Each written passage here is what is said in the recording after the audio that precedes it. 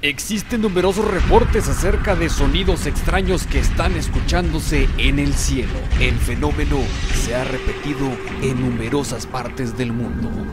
Y en esta ocasión sucedió en la ciudad de León, Guanajuato. Además de eso, entre las nubes surgió un extraño resplandor acompañado de los sonidos.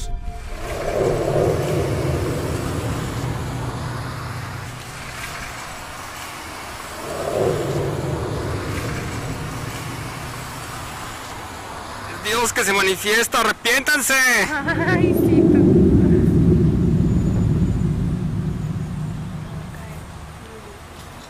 Allá, ya se está quitando. Espérame.